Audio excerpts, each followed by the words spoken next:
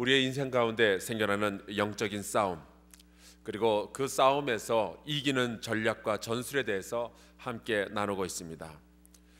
오늘은 그야말로 가진 것도 없고 줄도 없고 백도 없고 내세울 만한 것도 없을 때 그럼에도 불구하고 승리할 수 있는 기가 막힌 병법에 대해서 말씀을 드리겠습니다.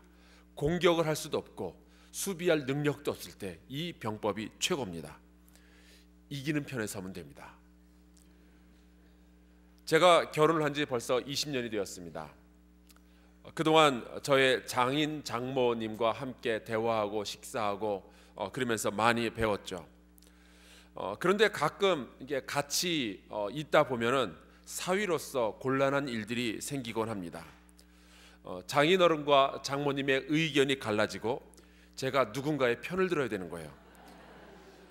처음에는 굉장히 당황했지만 경험이 쌓이면서 요령이 생겼습니다. 무조건 장모님 편에 서는 겁니다. 왜냐하면 결국에 논쟁의 끝에서는 장모님이 이기더라고요.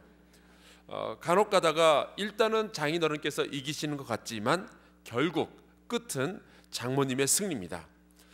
장인어른께서 카리스마가 있는 것 같지만 장모님에게 굉장히 약합니다. 그래서 저는 이기는 장모님 편에 섭니다.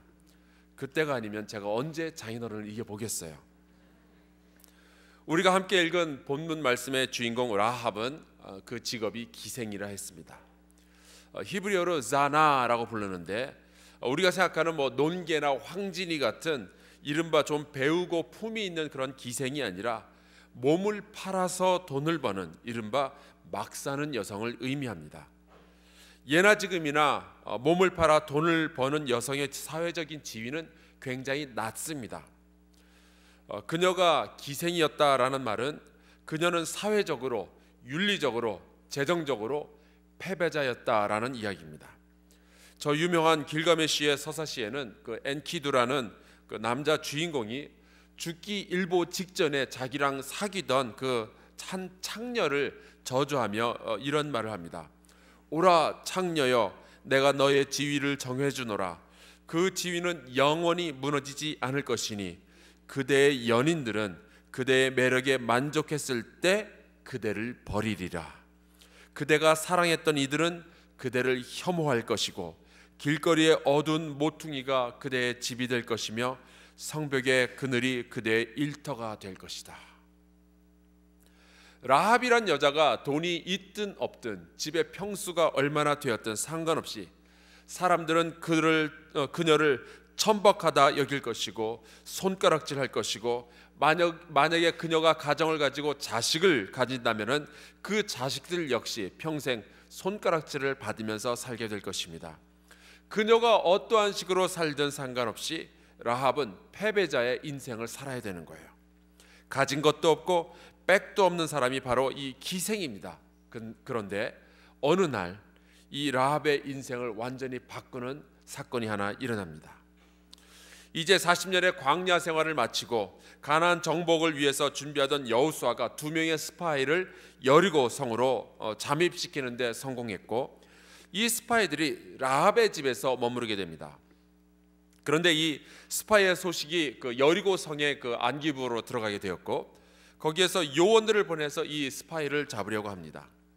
그때 라합은 여리고 사람이었기에 당연히 그 애국심을 발휘해서 스파이를 내어주고 상금을 받아서 팔자를 고칠 수도 있었겠지만 뜻밖의 일을 하게 됩니다. 바로 오히려 그 스파이들을 숨겨주고 대신 그 여리고의 그 안기부 요원들을 따로 따돌리는 거예요. 그날 밤 라합이 이 스파이들을 만나서 불러내어서 담판을 짓습니다. 이 라합은 가진 것은 없지만 지혜로운 여인이었어요. 자기가 가지고 있는 이 정보들을 종합을 하는 탁월한 능력이 있었고 그 정보의 근거에서 과감한 결정을 내릴 줄 아는 사람이었습니다. 그리고 그날 밤 라합은 자기의 인생을 건 도박을 합니다.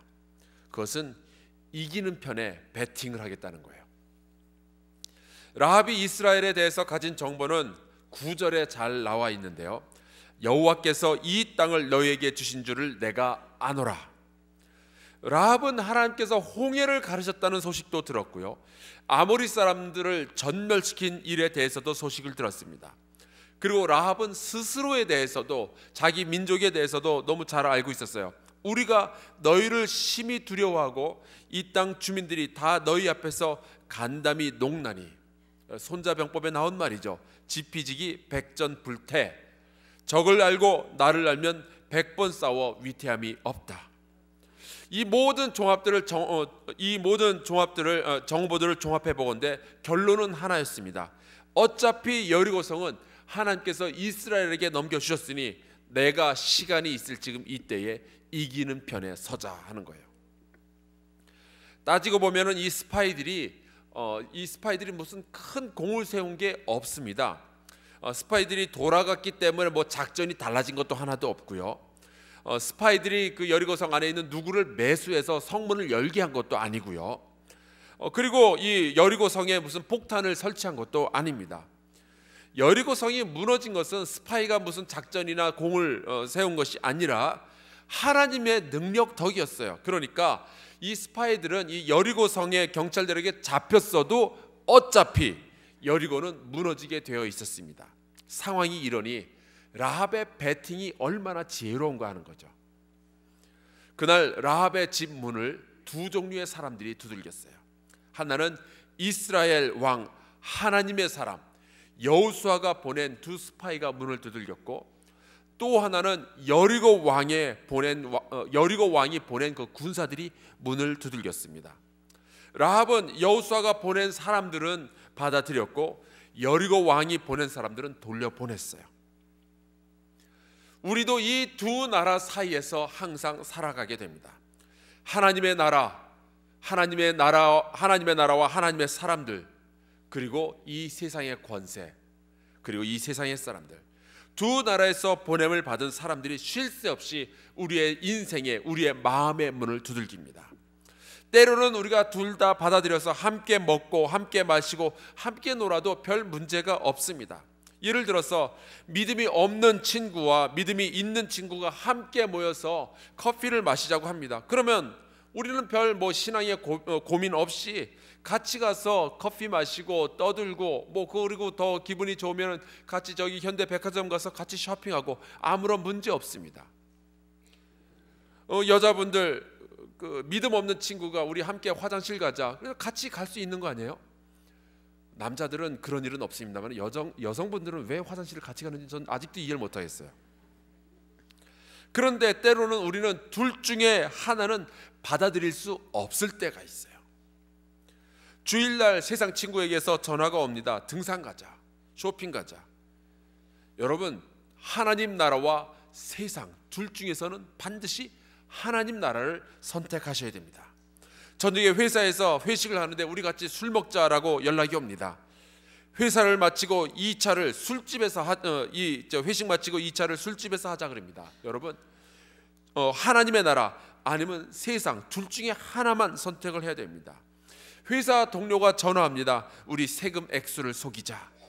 하나님의 나라 아니면 세상을 선택해야 됩니다. 바로 그때에 어느 쪽이 편한가, 어느 쪽이 쉬운가를 택하지 말고 결국 어느 쪽이 승리하는가, 그것을 여러분들이 보셔야 됩니다.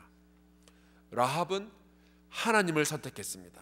왜냐하면 하나님께서 이길 것이 너무나도 뻔했기 때문에 그렇습니다.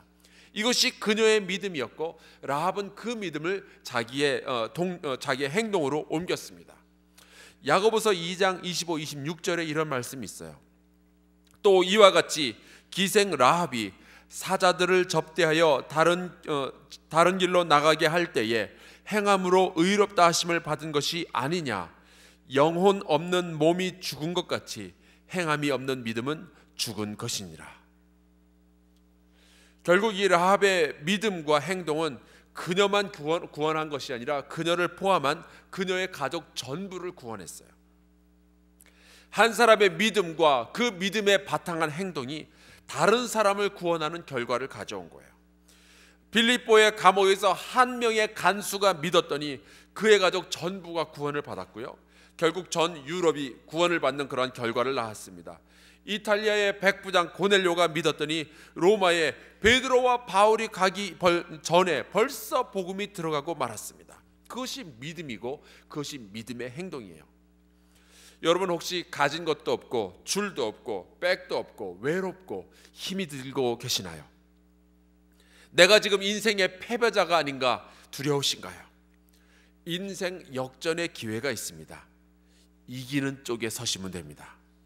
바로 하나님 쪽이 이기는 쪽입니다. 하나님은 결국 승리하십니다. 하나님의 나라가 결국 승리합니다. 진리가 결국 승리합니다. 사랑이 결국 승리합니다. 믿음이 결국 승리합니다. 정직한 것이 결국에는 승리하게 되어 있습니다.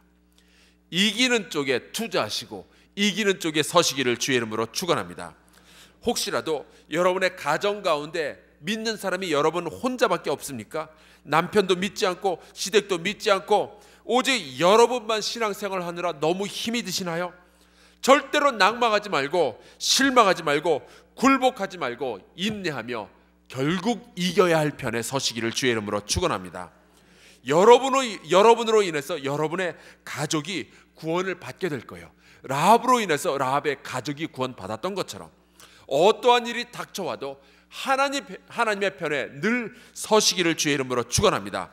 그게 여러분뿐만 아니라 여러분의 가족 전부를 살리는 일이 결국에 될 것입니다. 우리 이 시간에 함께 기도하며 나아갑시다. 아버지여, 우리가 하나님의 위대하심에 대해서 더 잘 알게 하여 주시옵소서. 하나님의 힘과 하나님의 능력에 대해서 더 잘 알게 하여 주시옵소서. 그리고 우리가 우리의 연약함에 대해서, 세상의 죄됨에 대해서 더 잘 알게 하여 주시옵소서. 그리고 우리는 끊임없이 하나님과 하나님의 나라를 선택하게 하여 주사 최후의 승리를 얻게 하여 주시옵소서.